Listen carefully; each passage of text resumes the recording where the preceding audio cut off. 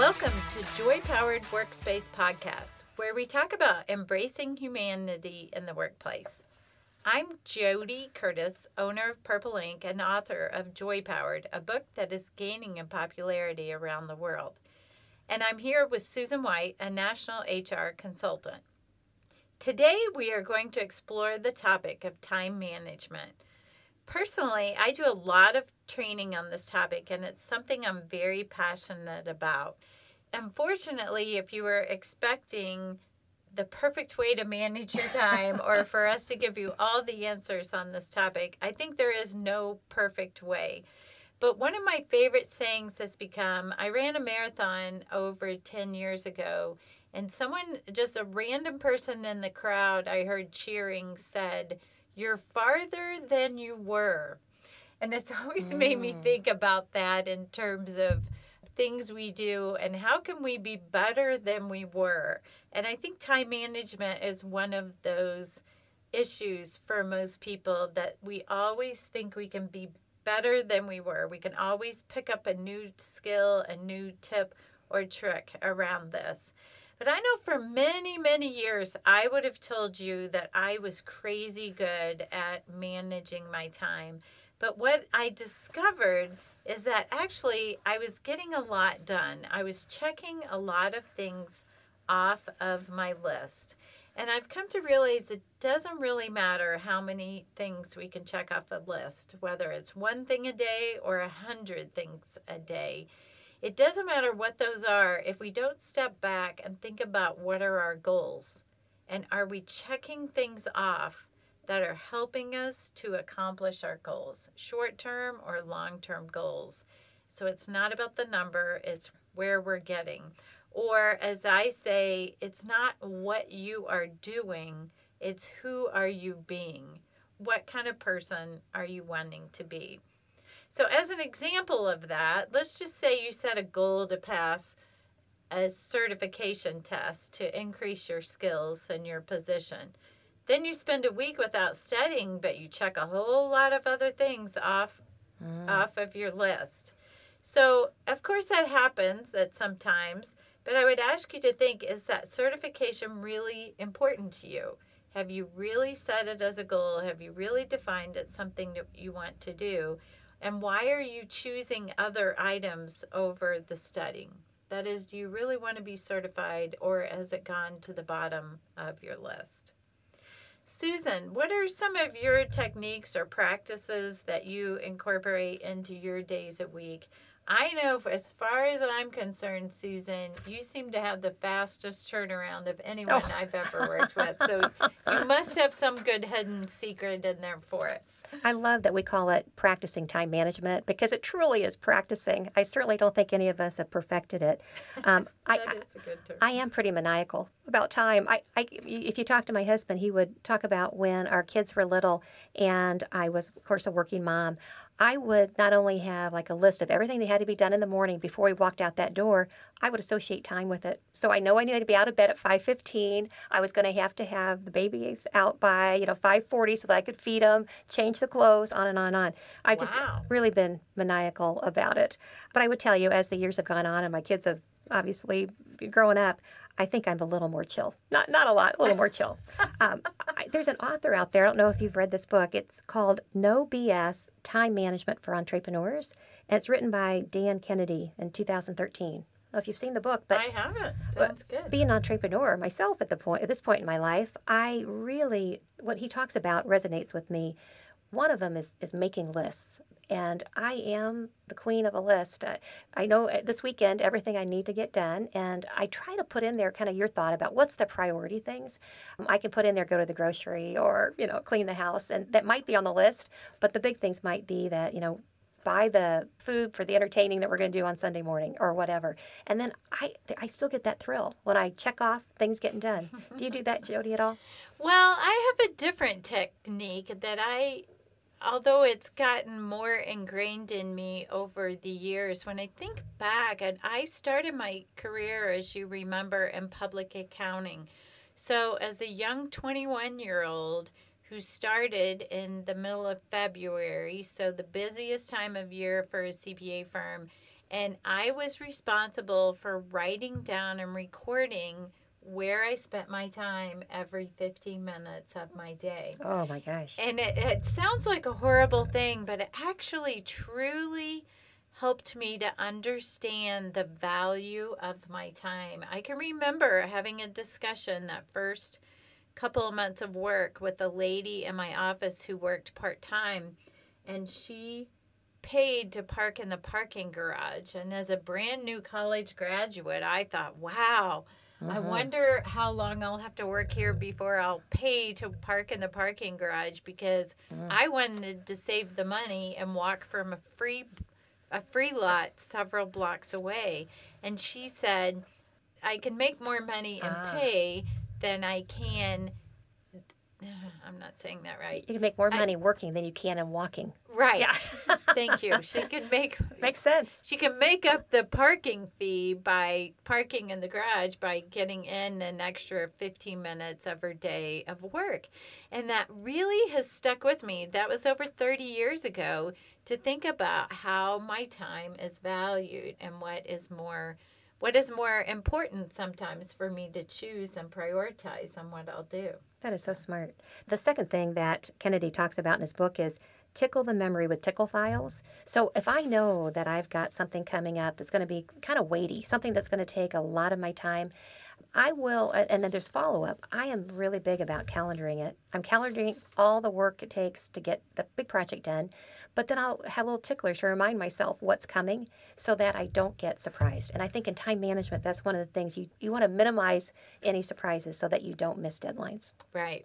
I didn't actually realize you used that method too, Susan, but for me, clearly, my most effective process of practicing time management, I like that word too, is putting things on my calendar. And I think it does a couple of things. It actually schedules your time. There's a book out there by Sally McGee called Take Back Your Life, where she said they did a study at Microsoft that there is a 75% greater chance an action will be completed if it's scheduled on your calendar versus tracking it on a to-do list or in your head. That to me is amazing. That's 75% greater chance. Now, granted, do I move some things around on my calendar? Of course I do. If I'm rescheduling things every single day, obviously something is not working. But I don't have to rethink every day, what do I need to accomplish?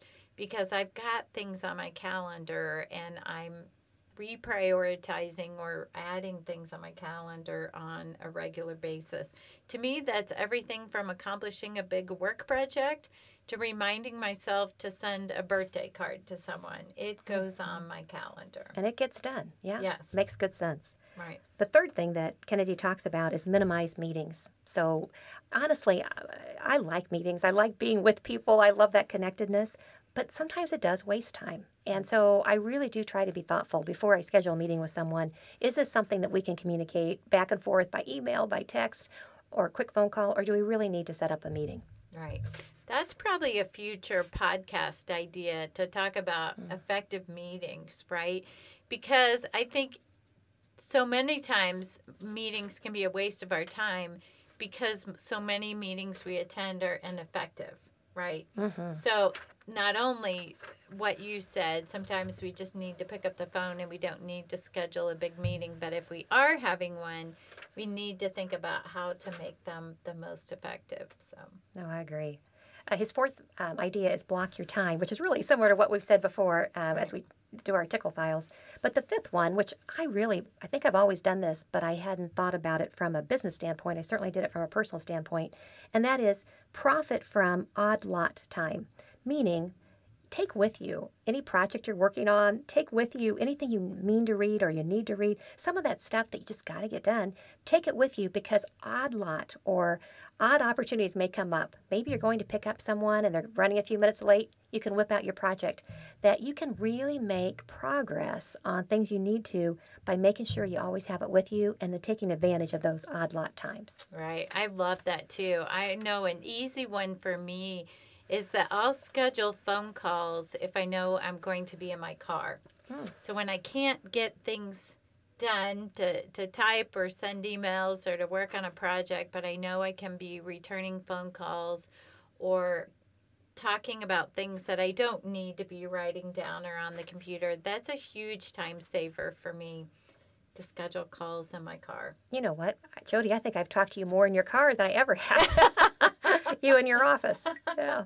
So you really do make that work for you. That is good time for me. So, a technique that I had actually heard about many years ago, recently it has resurfaced for me and I've discovered more people using it. So I'll admit I haven't practiced it a lot. I'm just starting it.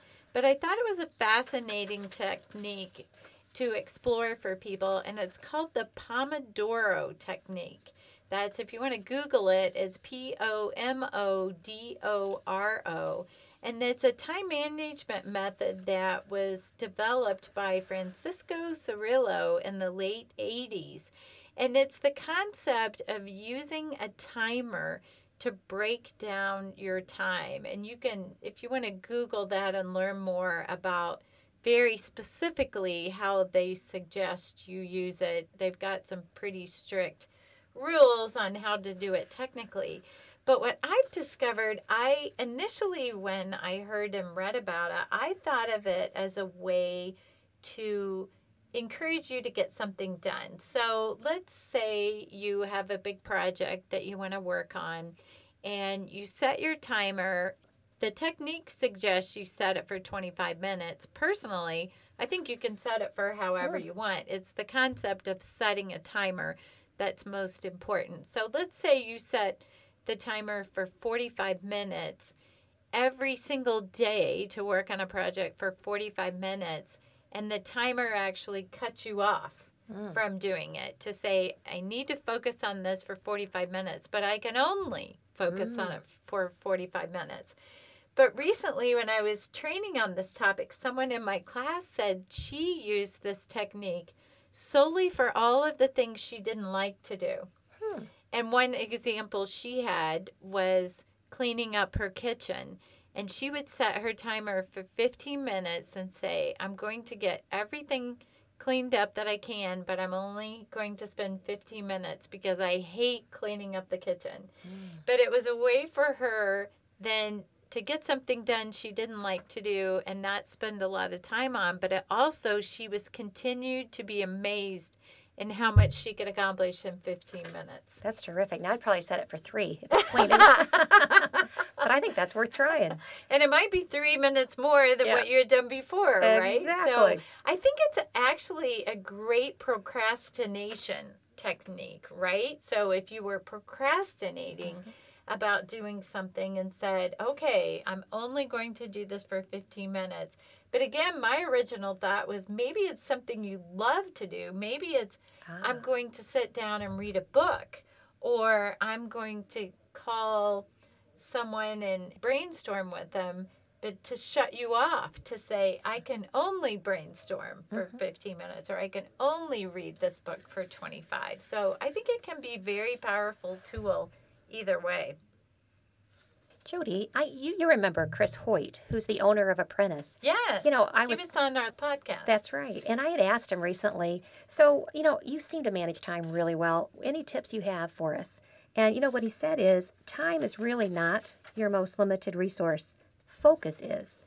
The brain really only has about 4 hours of really strong focus time in a day for writing, coding, problem solving, all the heavy brain activities.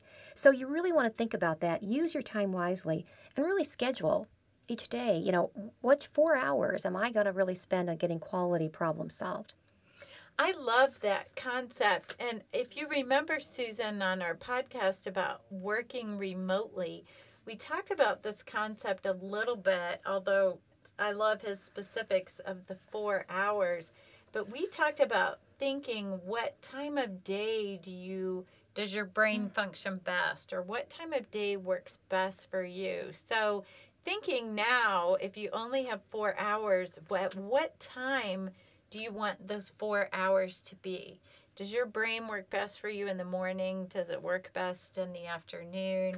I know for me, when we talked about working remotely, it was thinking about initially I made a lot of appointments in the morning and tried to work in the afternoon, and I'd catch myself on a little nap. So I decided I would work on projects in the morning and make appointments in the afternoon, and that seemed to work more effectively for me. I know Chris also had mentioned that he tries to have 2 days a week where he doesn't schedule any meetings. And I think that can be hugely powerful. But Susan, I'll admit, for 7 years now, I've tried to do that, and I don't seem to have the discipline to make it happen for even just one whole day. But I still think it's very powerful. Or again, as we talked about, I'm working remotely, thinking about having a theme day. So in Chris's case, it was no meeting day, but it also could be, your theme could be schedule all my meetings days or do all my sales calls or all my project work on Tuesdays or Wednesdays or whatever it is. So I think anything you can do to create a system for yourself that can hold you accountable and that you can create habits around, I think can be the key to managing your time. I think you're right. And I also believe that every so often you need to change things up, because if you keep using the same tools the same way, you'll get the same results. So, listening today, if there's any idea here that you haven't tried before, try it. And talk to other people who you see that seem to be managing their time really well. Get their hints, get their tips. I think it keeps it fresh and will constantly help you improve your practice of time management. I love that idea too, but I do suggest thinking about only one at a time, right? So if you walk away from this podcast thinking, I'll use the Pomodoro Technique, I'll have meeting-free days, I'll put things on my calendar, whatever it might be. If you try too many at one time, then it's frustrating and you tend not to make anything work. Fair enough. So pick one of those to see if it works for you. I know when I think back in my early career, I never have thought of myself as a procrastinator, but I did really struggle in thinking about getting a big project done. And by big, I mean even thinking that I had something to do that might take me 8 hours or 16 hours. And I would think, okay, what day can I work on this where I can focus my entire day because I need 8 hours to do it? And of course, Susan, those days never came, Yes, right? So I couldn't grasp the concept of breaking the project up into smaller pieces, into 2 4-hour sessions, 4 2-hour sessions, or 8 1-hour session. And that, which seems so simple to me now, was a real aha moment for me in my career to think about breaking projects down into segments. I'll tell you what, after today's discussion, I've got a project that is really due in August, and I really have been avoiding it. I'm going to do the Pomodoro. I got to go home and see where my timer is. Just even on your watch or on your microwave. You're or right, on the all oven, right. right? We have all kinds of timers. That's interesting, though, that technique did come from an actual, you can actually buy a, Pomodoro means tomato in Italian, and you can actually buy a tomato-shaped kitchen timer. Wow. Because that's what the guy invented it used. So you can actually buy a Pomodoro timer. I know what I'm going to ask for my birthday. That's good. Back to the concept of that both of us use to schedule our time on a calendar. I have found too, and tell me if you think this works for you, that by scheduling time on my calendar, it has trained me, even subconsciously or not intentionally so much, but to be better at estimating how long projects take me. I schedule things on my calendar, but I haven't even thought about stepping back, and then I could go back and look and see I spent 7 hours getting to this particular part of a project. That's a great insight. Yeah, to me that's been very powerful to break that up. So I think that is something that people struggle with, though, is not being able to estimate how long a project might take. I struggle with that. And of course, sometimes we just don't know, right? Mm-hmm. We just don't have any idea how long. I know when I tell my story about when writing the Joy Powered book, I scheduled time on my calendar for 4 hours a week from January to June, not having any concept of whether that was too little or too much time. But for me, in that situation, I just decided that was the amount of time I was going to devote to it. And I hoped I could finish it in that time. But it was something I learned, right? So sometimes I think we can procrastinate or avoid the project because we don't know how long it might take. Mm-hmm. But just getting something on your calendar to break that up can get you going. Yeah, moves you forward. It. You're further today than you were before. That's right. That's right. Procrastination, by the way, is the number one time waster. I ask that question a lot to my classes, and people usually guess social media first, or then electronic games or TV, which I think all three of those can be time wasters. But it's procrastination. So it's not only the concept of thinking that you're not getting the project done, but it's the time in your head you're thinking about how you need to get a project done. So just the mere act of procrastinating is taking up time. And what an energy drain, right? Right. Just get on it. Right.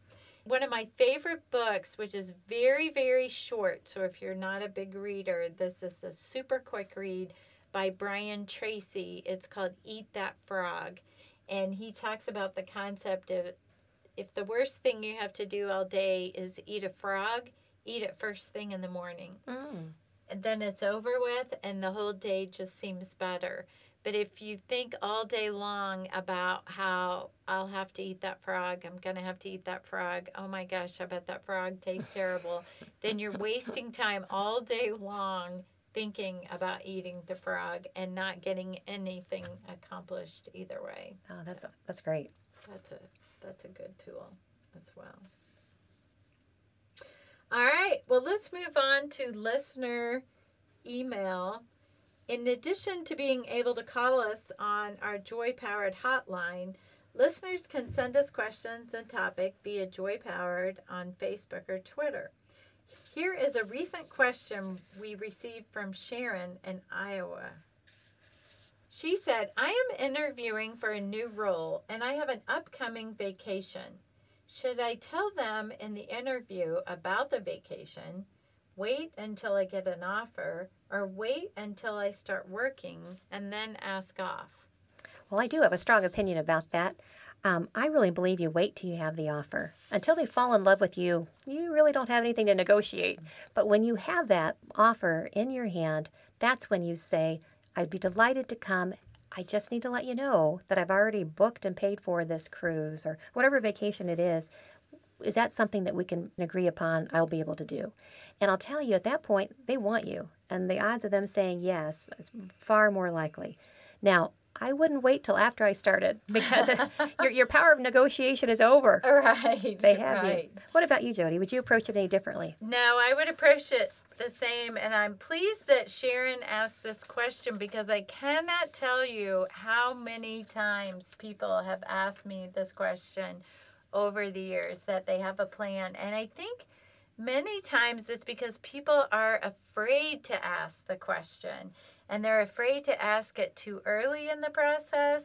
As Susan, as you said, it's not really appropriate or an issue to talk about it too early, but it can put them in a bad position later. But don't be afraid. People realize people have plans, right? Yes, right. Don't not take that scheduled vacation or miss out on that family reunion because you were afraid to ask. Of course, many times it might have to be unpaid time off, depending on how the vacation or PTO time accrues. But I would encourage you to ask the question as soon as you receive the offer. Totally agree. Hey, we had another question from a listener. It was Beth from Lima, Ohio. She wants to know some ideas on how to keep sick employees away from the office. I think they call that presenteeism, right? Right. Instead of absenteeism. Right. So I did a little homework on this, and the U.S. Bureau of Labor Statistics says that 41 million people in the U.S. workforce don't receive paid sick leave. I was so surprised by that number, Susan. I found that fascinating. Makes me sick. Yeah. Touche. So many people come to work sick because they can't afford not to work. Sure. Or they have vacation plans. They don't want to use up their vacation time for sick time. So my best advice to you, Beth, is to think about offering paid sick time to your employees so that they can take it. And it might be well worth the expense of paying for it than to have someone come into work and the next day have 6 people off sick because the first person came into work sick. So I bet there's some data out there that supports that by paying for sick time, you actually come out ahead. I have to agree with you. The fact is, if you care about your employees, you don't want them there when they aren't physically, mentally able to perform. And then, as you say, Jody, they're there, they're breeding more germs, and they're, populating illness potentially in your workplace. So, Beth, I hope you really can help your management rethink the not offering of sick time. So in our In the News segment, there was some good news for 2017 college graduates that said average salaries in the U.S. for these new graduates are at an all-time high, according to a recent study by the Hay Group. They analyzed salaries of 145,000 entry-level hires in the United States that said they will make an average of $49,785, which is 3% higher than just a year ago. Susan, I don't know about you, but my first job out of college, I was thrilled out of my mind to be making $17,100. I am so impressed. I was at $12,800. You've always been a high achiever, Jody. Isn't that funny how we remember that number? But that number is 14% higher than those who graduated just 10 years ago in the recession and then didn't change for several years during the recession. So it's had a pretty nice bump there. I've seen some reports, although I didn't bring them with me today, about expectations for salary increases in 2017. They're really predicting over the next year that the average increase will be in the neighborhood of like 3.6%. Nice. Which is much higher than we've been seeing over the last several years. Right, which has been more like 2, right? Yes, or right. Just over 2. So please tune in next time, and thank you for listening today.